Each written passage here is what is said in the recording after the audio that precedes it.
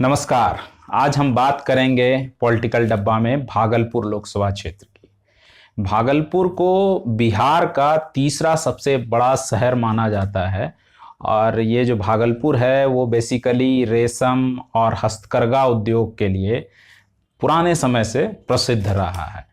आप ये समझ सकते हैं कि भागलपुर शहर के इतर ये लोकसभा क्षेत्र और अन्य जो जिला के हिस्से हैं उनमें बटा हुआ है। तो हम आज बात करेंगे कि भागलपुर लोकसभा जो क्षेत्र है उसमें इस बार का गुनागणित क्या बैठता है और कौन से उम्मीदवार का पलड़ा भारी है, वहाँ की पुरानी राजनीतिक स्थिति जो राजनीतिक इतिहास रहा है वो कैसा रहा है और अभी जो इस बार के प्रत्याशी हैं वो कौन कौन हैं और क्या स्थिति बन रही है वहाँ पर अभी मौजूदा स्थिति। इन सारे मसलों पर हम आपको बताएंगे इस वीडियो में, तो इसलिए आप देखते रहिए। तो भागलपुर जो पूरा लोकसभा क्षेत्र है, अगर उसकी पूरी आबादी पर बात करें तो उसकी आबादी टोटल 30 लाख है, लेकिन उनमें से जो वोटिंग आबादी है वो लगभग 18 लाख है। 18 लाख में आप ये कह सकते हैं कि 8.5 लाख महिलाएं हैं और 9.5 लाख के करीबन पुरुष हैं। और सबसे खास बात है कि इनमें से 72 ट्रांसजेंडर भी हैं। टोटल बूथ की संख्या अगर इस लोकसभा क्षेत्र की जोड़ी जाए तो वो 1777 है। 16 प्रखंड हैं इस मतलब भागलपुर जिले में, लेकिन उनमें से जो सुल्तानगंज के जितने भी प्रखंड हैं वो बांका लोकसभा में पड़ते हैं। उनके अलावा जैसे कि कुछ और भी जैसे बिहपुर के प्रखंड हैं या गोपालपुर के प्रखंड हैं वो इसमें एडेड हैं। उसके अलावा अगर गांवों की संख्या भागलपुर लोकसभा क्षेत्र में देखी जाए तो 1515 गांव हैं। और अगर भागलपुर लोकसभा क्षेत्र की प्रमुख समस्याओं पर एक बार गौर फरमाया जाए जो कि सदियों से मतलब एक लंबे समय से ये समस्याएं रही हैं, जैसे भागलपुर से सटे और कहलगांव से के पास विक्रमशिला है, जो विक्रमशिला यूनिवर्सिटी वो कब से विकसित होने के लिए इंतजार में पड़ा हुआ है, लेकिन उसकी कोई सुनवाई नहीं हुई है। भागलपुर एक अदद एयरपोर्ट के लिए कब से तरस रहा है, यानी कि आप समझ लीजिए जब अटल बिहारी वाजपेयी की सरकार बनी थी 1999 में, उस समय ये बात हुई थी कि भागलपुर में एयरपोर्ट चालू होगा, लेकिन 1999 से अब ये 2019 का चुनाव आ चुका है और एयरपोर्ट की स्थिति सिफर है यानी शून्य है। उसके बाद ये राजनीतिक चर्चा रही कि DRM ऑफिस भी भागलपुर में खुलेगा, लेकिन वो भी नहीं हो पाया है। उसके बाद फूड प्रोसेसिंग यानी कि कृषि जो उत्पाद हैं उससे बड़ा ही मतलब आप कह सकते हैं कि भागलपुर का क्षेत्र बड़ा ही संपन्न है कृषि उत्पादों के मामले में, लेकिन फूड प्रोसेसिंग यूनिट की मांग लंबे समय से भागलपुर वासियों की रही है और वो भी अब तक पूरी नहीं हो पाई है। दुर्भाग्य बस ये हुआ है पिछले 2 टर्म से कि सरकार जिसकी वहां रहती है उसके विपक्ष का प्रतिनिधि चुना गया है, उसके विपक्षी पार्टी का, और ये भी आरोप लगते रहे हैं कि सिर्फ MP लैड जो फंड है सिर्फ वही आ पाता है, कुछ एक्स्ट्रा जो सरकार के इनिशिएटिव से हो वो नहीं आ पाता है। हालांकि भागलपुर में एक IT पार्क देने की बात हुई थी तो उसका चुनाव के समय अब जाकर शिलान्यास किया गया है। तो ये तमाम चीजें जो समस्याएं हैं मैंने उस पर बात की। अब मैं आपको बताता हूं कि इस बार का गुनागणित क्या है। हालांकि आप अगर भागलपुर को चौहद्दी के हिसाब से देखें तो भागलपुर से मात्र 410 किलोमीटर दूर कोलकाता जैसा महानगर है और 230 किलोमीटर दूर पटना है जो कि बिहार की राजधानी है। बावजूद अगर आप भागलपुर शहर की स्थिति देखेंगे, भागलपुर के पूरे इलाके की स्थिति देखेंगे तो रोजगार के मामले में बड़ी खराब स्थिति है और आप ये समझ सकते हैं कि शहर की स्थिति भी जिस तरह की होनी चाहिए वो उस तरह की नहीं है। तो खैर हम उन बातों से इतर अभी चुनाव पर फोकस करेंगे। चुनाव पर फोकस करने का मतलब यह है कि इस बार जो है 9 उम्मीदवार मैदान में हैं। 9 उम्मीदवार में से मैं उनका नाम पढ़कर आपको बता देता हूं।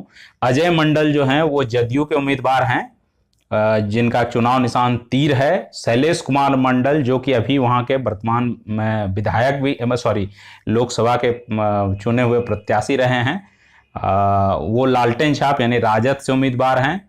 मोहम्मद आशिक इब्राहिमी हैं जो कि बसपा से उम्मीदवार हैं और दीपक कुमार हैं जो कि निर्दलीय उम्मीदवार हैं, सत्येंद्र कुमार जो कि आम आदमी पार्टी के उम्मीदवार हैं, सुशील दास वो भारतीय दलित पार्टी के उम्मीदवार हैं, उसी तरह अभिषेक प्रियदर्शी हैं जो कि निर्दलीय हैं, नूरुल्लाह हैं वो भी निर्दलीय हैं, और सुनील कुमार हैं जो कि निर्दलीय हैं। सुनील कुमार सामाजिक कार्य वगैरह करते रहे हैं और भाजपा के एक तरह से समर्थित व्यक्ति रहे हैं।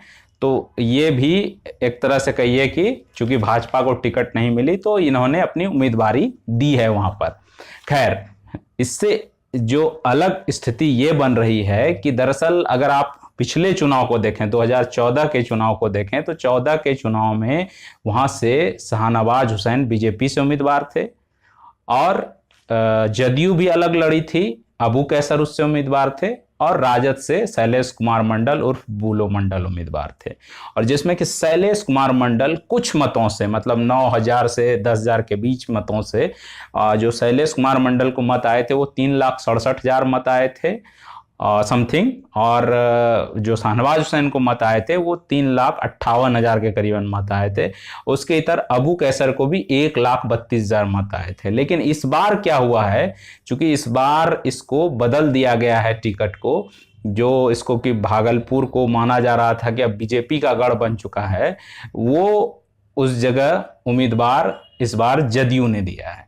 तो जदयू से इस बार अजय मंडल उम्मीदवार हैं और अजय मंडल अभी वर्तमान में नाथनगर के विधायक हैं। और सबसे जो खास फैक्टर है इस टिकट को देने के पीछे जो माना जा रहा है वो ये है कि अजय मंडल खुद गंगोत्री जात जो है, गंगोता बोलते हैं उसको, गंगा के किनारे अच्छी खासी संख्या में है और भागलपुर लोकसभा में बहुतायत संख्या में, अगर एक जाति के रूप में देखें तो बहुत अच्छी संख्या में है। क्योंकि आप देखेंगे बिहपुर, गोपालपुर, उसके बाद आपका नाथनगर और कहलगांव, इन 4 जो विधानसभा क्षेत्र हैं इसमें गंगोता जात की संख्या अच्छी खासी है। तो उसमें सेंधमारी करने के लिहाज से कि जो बुलो मंडल को वो एक मुश्त मिल जाते, चूंकि इस जाति के बारे में कहा जाता है कि एक बोलिया जाति है। एक बोलिया मतलब कि अगर एक बार फैसला कर लिया कि फलाना को वोट करना है तो सारे वोट उसी तरफ जाएंगे। और सबसे अच्छी बात जो ये है कि लोग खुद से बुजुर्गों तक को बूथ तक लेकर जाने में सक्षम लोग हैं जो कि लेकर जाते हैं। इसलिए जो वोटिंग परसेंटेज है इन जातियों की वो अन्य जातियों की तुलना में माना जाता है कि अधिक रहता है। तो ऐसी स्थिति में अगर बुलो मंडल के वोट को, जो मंडल वोट है उसको अगर अजय मंडल काटने में कामयाब होते हैं तो उस उम्मीद से जदयू एक समीकरण बना रही है। लेकिन उस समीकरण में जो एक दिक्कत आ रही है वो ये है कि जो अबू कैसर पिछली बार खड़ा हुए थे तो अबू कैसर ने अल्पसंख्यकों के 1,32,000 उनको वोट आए थे, अगर उसमें 32 से 50,000 तक ये मान लिया जाए कि वो वोट जदयू के थे, उसके इतर जो वोट थे वो अबू कैसर के अपने इनिशिएटिव के वोट थे। तो वो जो वोट है वो वोट क्या जदयू को जा पाएगा, जदयू को वो ट्रांसफर हो पाएगा, या चूंकि अल्पसंख्यक जो कम्युनिटी है, जो अल्पसंख्यक कम्युनिटी का जो वोटिंग जो स्ट्रेटजी रहता है वो जो आमतौर पर देखा जाता है कि वो सत्ता को देखते हैं, वो राष्ट्रीय स्तर पर निर्णय लेते हैं वोट करने का। तो राष्ट्रीय स्तर पर अगर उनका निर्णय होता है, आमतौर पर जातियों में यह माना जाता है कि वो उम्मीदवार देखते हैं, अपनी जाति का देखते हैं या इस तरह की चीजें देखते हैं, लेकिन अल्पसंख्यक वोटर हमेशा राष्ट्रीय मुद्दे को प्राथमिकता देते हैं। तो अगर वो राष्ट्रीय मुद्दे को प्राथमिकता देते हैं तो स्वाभाविक है कि उनका वोट महागठबंधन की तरफ जा सकता है। और दूसरी एक अच्छी बात महागठबंधन के लिहाज के लिए इस बार ये है कि पिछली बार उपेंद्र कुशवाहा एनडीए गठबंधन के साथ थे और इस बार उपेंद्र कुशवाहा महागठबंधन के साथ हैं। तो कोयरी जो वोटर्स हैं वो बिहार में आप ये मान लीजिए कि पिछड़ी जातों में यादव के बाद दूसरे नंबर की जाति है और हर लोकसभा क्षेत्र में उनकी संख्या ठीक ठाक है। यानी कि वो अगर एक तरफ चला जाए तो वो रिजल्ट में, नतीजों में अंतर ला सकता है। और इस बार भाजपा ने कोयरी जात का एक भी उम्मीदवार नहीं दिया है। तो इसलिए जो खबरें आ रही हैं, जो वहां से सूचनाएं मिल रही हैं, उस आधार पर यह कहा जा सकता है कि वो वोट भी महागठबंधन की तरफ जा सकते हैं। तो ये तमाम जो समीकरण गुणागणित हैं वो बन रहे हैं। शाहनवाज हुसैन को भी पिछली बार कुछ मुसलमानों ने भी वोट किया था, तो क्या अजय मंडल को मुसलमान इस बार वोट करेंगे भागलपुर के?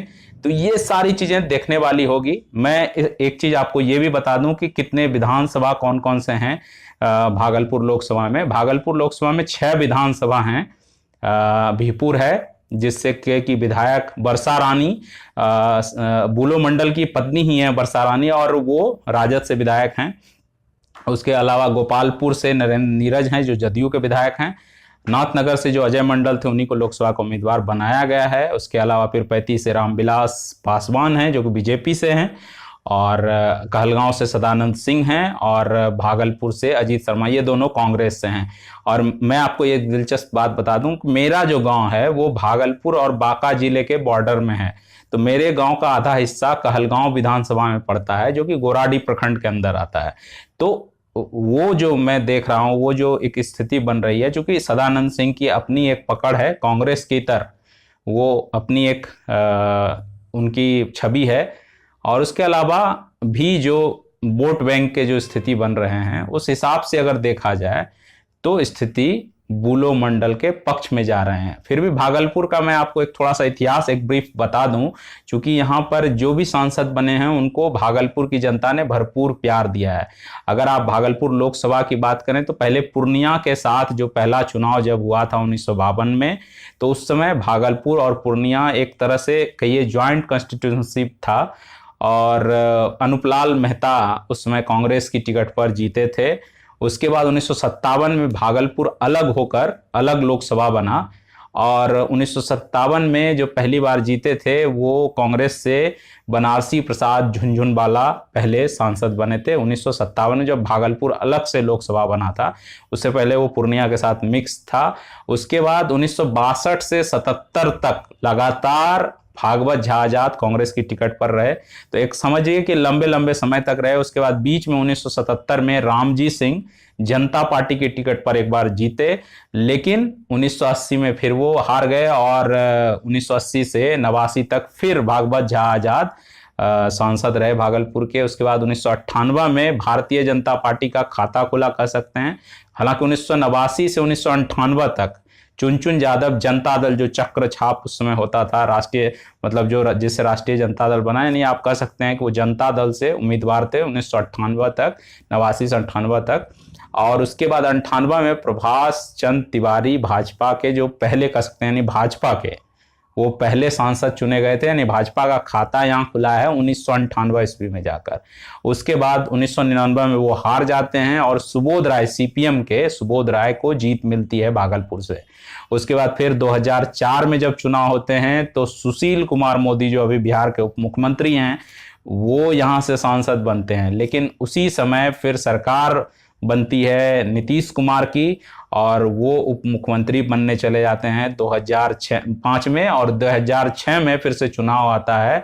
और उस समय ये समझिए कि शाहनवाज हुसैन, ये जो अदावत उस समय, जो इसकी सबसे दिलचस्प बात है इस लोकसभा क्षेत्र की, कि यहाँ भाजपा 3 हिस्सों में बटी हुई है। और मैं इसी चीज तक पहुंचना चाह रहा था। 3 हिस्सों में इसलिए बटी हुई है कि एक अश्वनी चौबे, जो कि लंबे समय तक यहाँ के भागलपुर के विधायक रहे, वो उनका गुट माना जाता है। एक निशिकांत दुबे, जो कि भागलपुर लोकसभा के वोटर हैं और गोड्डा के सांसद हैं। तो वो निशिकांत दुबे की पुरानी इच्छा थी कि वो भागलपुर से चुनाव लड़ें और भागलपुर से चुनाव लड़कर जीतें।